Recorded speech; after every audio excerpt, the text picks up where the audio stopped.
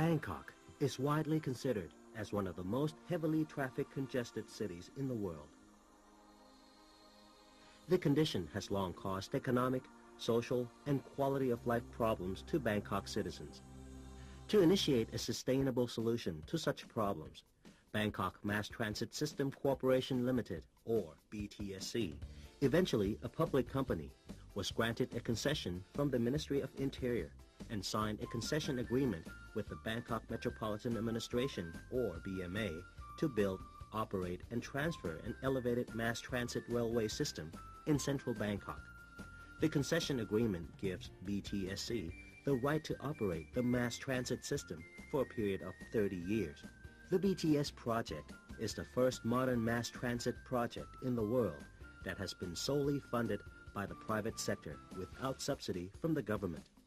The project has overcome many difficulties, including engineering, political, social, and financial risks. The system consists of two lines, the Sukhumvit line and the Silom line. There are a total of 23 stations, with one being an interchange at Siam Station to allow passengers to switch between the two lines. The Sukhumvit line runs 17 kilometers with 16 stations.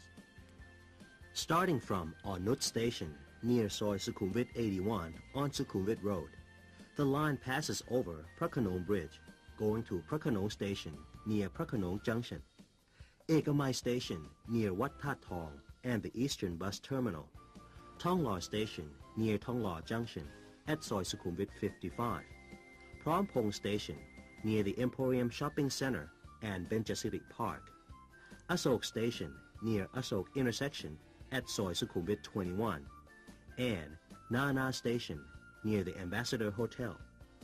The line then crosses over the expressway, reaching Plunjit Station on Plunjit Road near Mahatun Plaza and Witayu Intersection, Chitlom Station near Central Chitlom Department Store and Amarin Plaza, and continues on Ramawan Road, reaching Siam Station at Siam Square near Siam Intercontinental Hotel.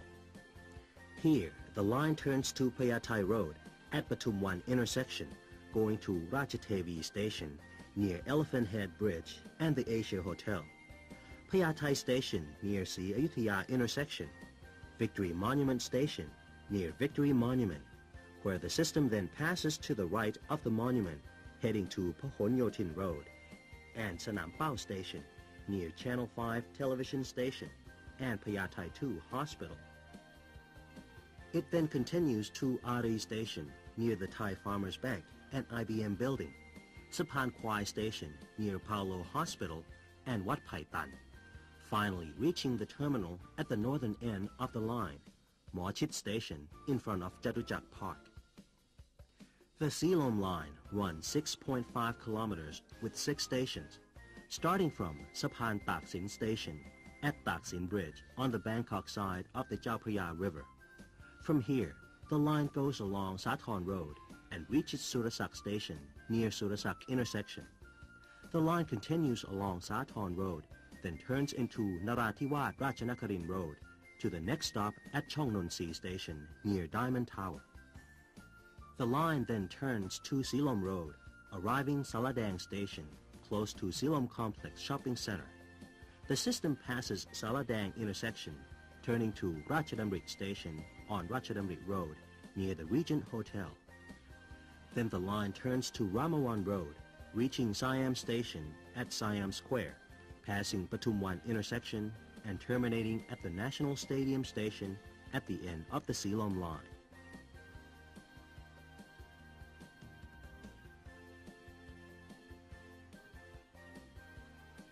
Construction works undertaken by Siemens Italian-Thai Consortium commenced on the 28th of February 1995 at Ratchadamrit Road. Before main construction could begin, trees and major public utilities along the routes, such as electricity, water supply, and telephone lines, were required to be diverted. The trains run along dual railway tracks on an elevated viaduct, supported by concrete columns located in the middle of the city streets. Board pile foundations over 50 meters deep were first constructed, followed by pile caps and columns.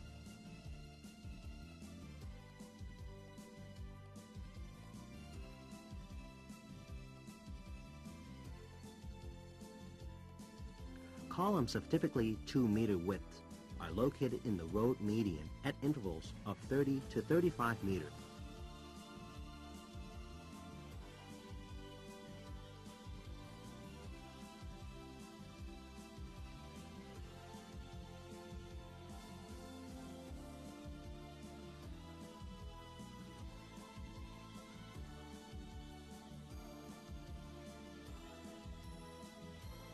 In the Ramawan Road area, columns have been built in distinctive shapes to facilitate special loads, viaduct alignment, and to cause minimal impact to the traffic below. The viaduct decks, comprising pre-stressed precast concrete segmental box girders, were erected, assembled, and externally post-tension span by span. These viaduct segments were produced at the Italian-Thais precasting yard, located at Vihandang, Saraburi province, approximately 120 kilometers north of Bangkok. The precasting yard was fully equipped with casting facilities such as concrete batching plant, casting cells, molds, rebar shop, and large storage areas for finished products.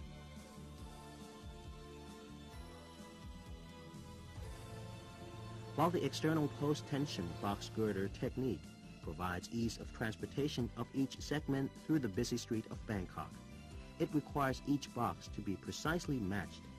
The match cast method, where each segment is cast against each other, was employed to control the predetermined geometry of each viaduct segments to ensure that viaduct spans could be accurately assembled at site. The viaduct erection could only be done during nighttime for safety purposes and minimal traffic impact. The viaduct segments for each span were transported by a convoy of trucks from the precasting yard to the site, then typically lifted up to the erection truss by mobile hydraulic cranes. Two types of truss were used, underslung and overhead. The simpler underslung truss was used in typical column areas. The viaduct segmental boxes were launched on the truss by a winch. The viaduct span was then aligned and adjusted.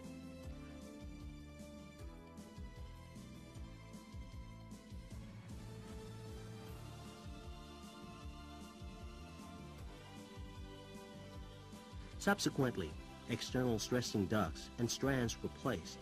Strands were then pushed into ducts and cut at suitable length to allow space for the stressing jack. After completion of the initial stressing operation, the span was released and the truss launched to the next span. The overhead truss was used in the areas with tightly curved alignment and in the area with non-standard shaped structures such as so-called tennis racket columns, Christmas tree-shaped columns, and portal frames.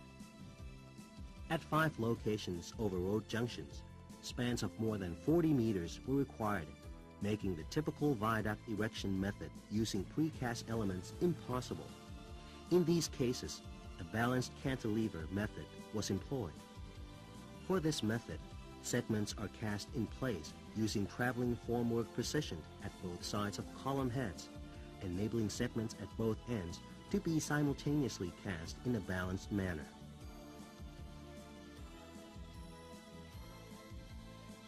After completion of viaduct erection work, GRC noise barriers were installed.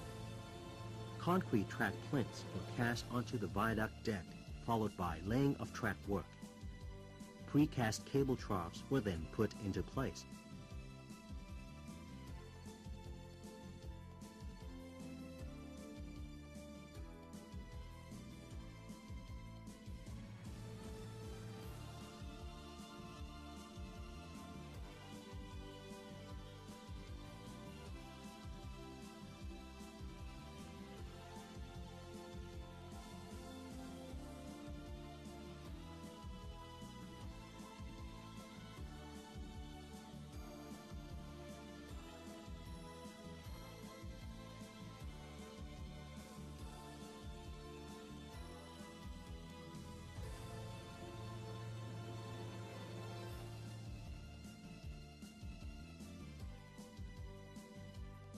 Station structures are supported by columns located in the roadway median. Each station is generally 150 meters long. The distance between each station is approximately 800 to 1,000 meters. Stations typically consist of two levels, concourse and platform. The concourse level accommodates plant rooms, the station control room, ticket machines, ticket offices, automatic gates, retail shops, and other facilities. The platform is located above the concourse. Typically, stations have side platforms with dual train tracks in the middle. Station structures comprise precast concrete panels placed on precast concrete eye girders spanning 30 meters between cross beams supported by the same columns which support the viaduct span. Station work started when lower columns were finished. Then concourse cross beams were cast in place.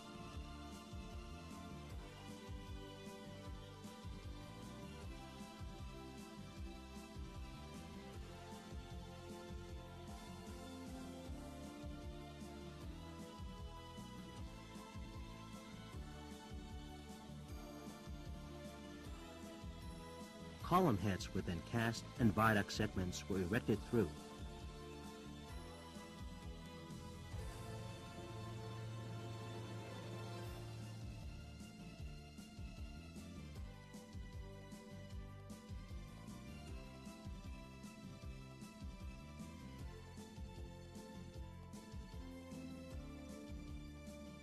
After that, platform crossbeams were cast in place, with false work supported on the already finished concourse cross beams.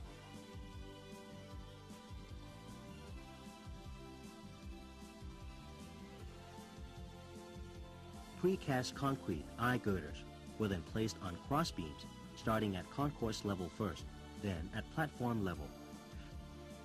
These eye girders were also produced at Italian Thai's precasting yard at Viaduct.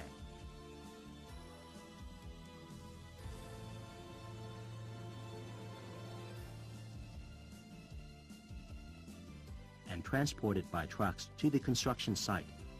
These eye girders were then lifted up by a crane and placed onto cross beams. After that, precast concrete panels were placed on these eye girders. A closure pour was then cast to connect the panels. Finally, a concrete screed was placed onto the panels and topped off by rough finished granite. Station stairs and roofs, which are prefabricated at the steel fabrication shop, were then installed. Escalators are installed between concourse and platform level at every station. From an architectural perspective, stations have been designed to achieve high level of openness. Light colors have been selected to relieve the impact of heavy concrete elements. Station structures reflect modern architectural design while combining traditional Thai details with echoes of temple leaves in the flare of station roofs and slanting columns evoking aspects of traditional Thai houses. The form of the station arch roof in receding and overlapping steps allows good ventilation and play of natural light. All 23 stations have been located along major roads with different site constraints. Necessary modifications at each location have been designed to be in keeping with existing surroundings, as well as to provide overall harmony to the setting of the city. At Siam Station, where the Sukhumvit Line and the Silom Line intersect, a central platform located between train tracks is used to facilitate cross-platform connection for passengers wishing to interchange between the two lines. Unlike other stations, this interchange station has 3 levels including concourse, low platform and upper platform levels to accommodate 4 commuting directions. The station has been specially designed to achieve fast and continuous passenger flow, which comes in large volumes. The station design is unique, with extensive use of curved structures, vaulted ceilings and roofs, reflecting classic railway station architecture. The Operations Control Center is located in the BTS building in the vicinity of Marchit Depot.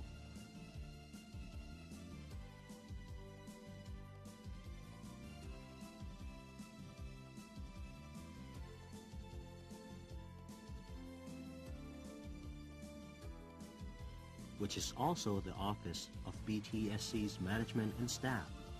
The control center is fully equipped with all facilities necessary for monitoring and control of safe and efficient railway operations. The depot, situated on a 64,000 square meter site at the northern end of the system, functions as the maintenance workshops, train stabling, services and cleaning area.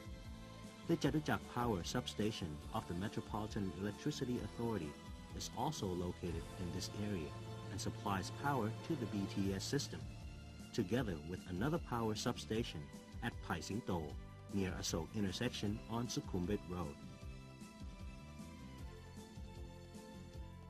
Siemens, the German electronics conglomerate, as the consortium leader, was responsible for the design, manufacturing, installation, and commissioning of all electrical and mechanical systems and training of the BTSC operation staff. Like other major mass transit systems, the electrical and mechanical systems comprise track work, power supply and distribution equipment, third rail system, SCADA system, signaling system including automatic train protection system and automatic train operation system, radio, PABX, PA, CCTV, and master clock system, building engineering services, automatic fare collection and ticketing system, workshop equipment, and the most visible part, the trains.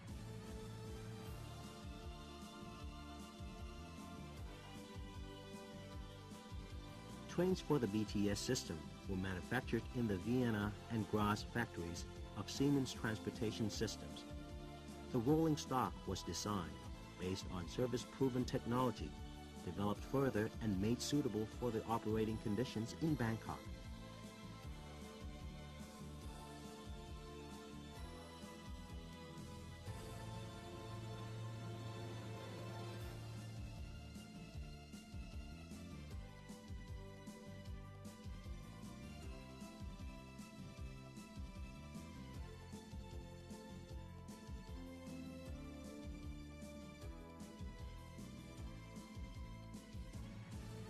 In close cooperation with BTSC, great emphasis was placed on the attractive interior and exterior design, both of which bear the unmistakable hand of Porsche design.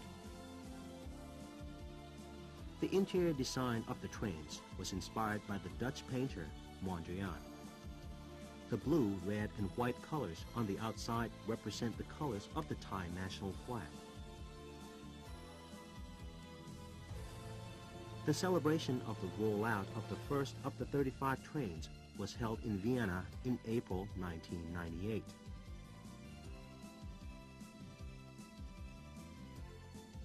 Most of the design and manufacturing activities of the rolling stocks took place in Europe. Before shipment, the equipment went through rigorous factory acceptance tests to ensure a smooth installation and commissioning process. The initial trains underwent an extensive series of tests and trials at Siemens Test Center at Wildenrath in the northern part of Germany, reducing the test time required in Bangkok.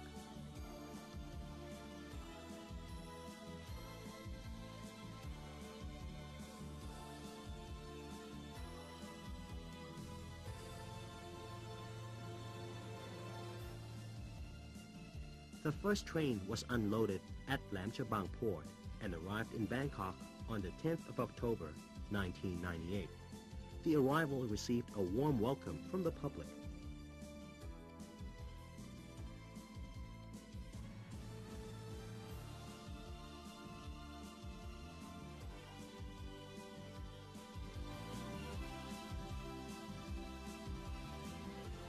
It was at this stage that system tests on the lines started. From then on, the system had to be controlled as an operational railway and not as a construction site. Comprehensive site acceptance tests with the trains were performed prior to integrated testing with other associated systems. The train has also proven that it is environmentally friendly. Special care having been taken regarding noise reduction resulted in its very quiet running. All cars are powered by electric motors fed through an electrified third rail, thus avoiding additional air pollution. The signaling system allows automatic driving at optimum performance and therefore ensures energy-efficient driving patterns. Regenerated power is also recovered from the braking system. Further deliveries of trains continued until the last one arrived in Thailand in September 1999. Each train has 3 cars. With its 65-meter length, each train can transport up to 1,100 passengers at one time. All cars are air-conditioned and connected by means of intercar gangways to allow the passengers to enjoy the feeling of all-round comfort, safe, and quick transport. The BTS system gets its power supply from the Metropolitan Electricity Authority at 2 independent supply points, Mochit Substation and Pai Singto Substation. From these 2 bulk feed substations, the 24 kilovolt power is then distributed in 2 separate rings connected to the entire system. One ring connects to all stations for their own power supply, as used in building engineering services and the operations of all station equipment. The second ring connects to 11 stations with traction power for supplying electricity to the trains. At these stations, there are transformers and rectifiers to convert the 24 kilovolts 50 Hz alternating current to 750 volts direct current, the power required by the trains. The trains pick up power from a third rail installed above the track plinth by current collectors fitted to each bogie. For switching and controlling of these substations, no local working staff are required. Everything is controlled and monitored from the engineering controller's desk in the central control room. The central control room is the heart of the system. All operations, system data, and information are monitored and controlled from here. The core system here is the signaling and central traffic control system, which provides for safe and efficient operations of the trains. The interlocking system and automatic train protection system, or ATP, are the core of the fail-safe signaling system to maintain safe operations of the railway. These vital features include train collision protection, speed protection, and door operation. One major task of the interlocking system is to control the operation of the 67 turnouts of the system to safely route trains through complex track work. To enhance the efficiency of the railway operation, train movements are controlled and monitored by the automatic train regulation and the automatic train operation systems. These systems use information on actual arrival time to adjust performance, enabling each train to stay on time compared to the timetable. This makes it possible for train drivers to be released for manual driving. They only have to close the train doors and push a start button, and the train travels automatically at the most appropriate speed to the next station. Audio frequency coded track circuits are installed on the lines to provide information on train positions. They not only transmit positive position indication to the safety interlocking system, whether the line is occupied or not, but also transmit other vital information such as maximum speed to the trains. In each train cab, the optimum speed is shown on the driver's display, together with the next target speed. This happens well in advance on the line, such that the driver can control the train with optimum speed when the train is driven manually. For communications throughout the system, all the necessary equipment have been provided, such as train radio, which drivers use when communicating with the central control room, handheld radio, telephones, public address, CCTV systems, and a centralized master clock system. All are necessary for the operation of the railway. Within the BTS system, more than 600 telephone lines have been installed in an optical fiber network. Many of these are dedicated to the various functions installed to ensure the safety and security of the BTS system and its passengers. A full range of building engineering services, including lighting, air conditioning, and ventilation, safety and emergency systems and fire alarm and firefighting system have been incorporated into the BTS system. To provide maximum safety for the passengers in case of fire, the fire alarm and firefighting system have been installed according to the recognized international standard NFPA. In the event of a power failure, backup systems from both emergency generator and uninterruptible power supply batteries are also available. BTS is a closed system where passengers need tickets before they can enjoy fast rides over the crowded streets of Bangkok. The fare structure is distance related. There are two types of tickets, single journey ticket and stored value ticket. To buy a single journey ticket, passengers have to determine where they wish to go, select the station and insert coins to the required fare and receive tickets at ticket issuing machines located in the unpaid area of the station concourse. Regular passengers can conveniently purchase and add value to stored value tickets at the ticket office to save time and money for future journeys. The ticket is used to open automatic barrier gate to enter the system. The same ticket is required again when exiting the system. When leaving the system, a single journey ticket is retained by the automatic gate, and the ticket will be recycled for further usage. The stored value ticket is returned to the passenger for the next trip. All data about tickets, when and where they have been used, is transmitted to the AFC central computer in the BTS building. This data is then evaluated in order to keep statistical information about passenger flows and revenue collection. During the first 5 years of operations, Siemens remains responsible for the maintenance of the system. The workshop located at Mochit Depot has been designed to accommodate all necessary facilities and equipment for maintenance of all the electrical and mechanical systems. In the workshop, there are 7 tracks which serve for routine inspection, maintenance, and, if necessary, repair of the trains. For changing a bogie, the whole train is lifted by the underfloor lifting jacks. The bogie is then removed to be serviced or replaced. If a wheel needs reprofiling, it can be done without dismantling. The whole train is brought in over the underfloor wheel lathe, and the work can proceed controlled by computer. Overnight, the trains are stabled in the stabling yard, providing the opportunity for cleaners to work inside and perform some simple light maintenance tasks. In this area, the trains are periodically cleaned outside with an automatic train washing machine to remove the dust and grime accumulated daily above the streets of Bangkok.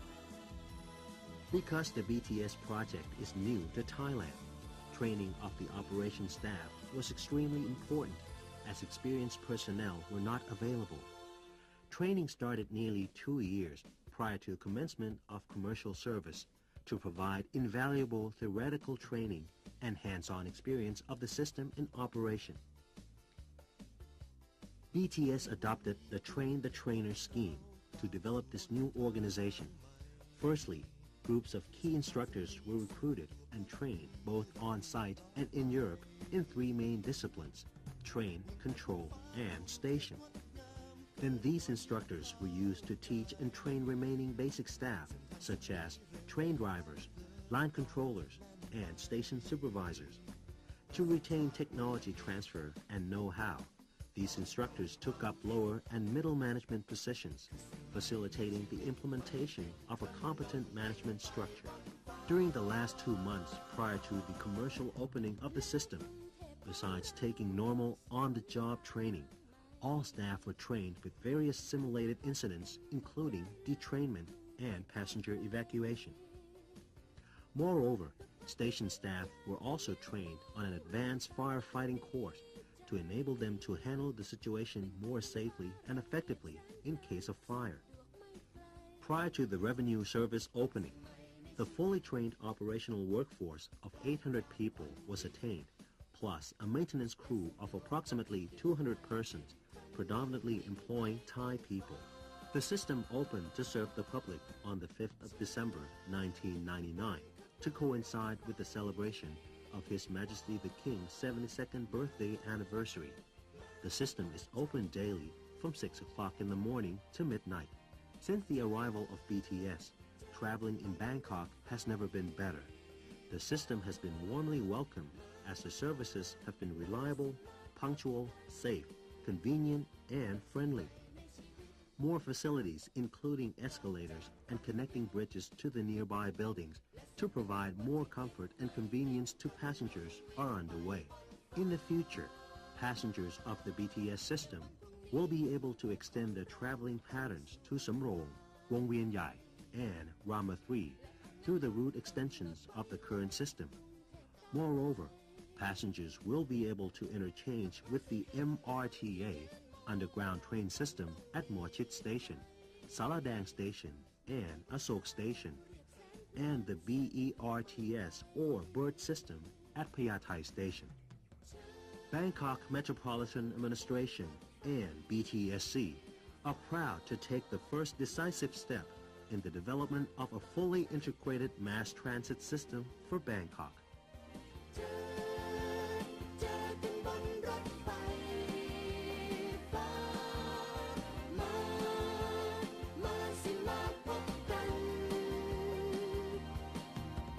เจอ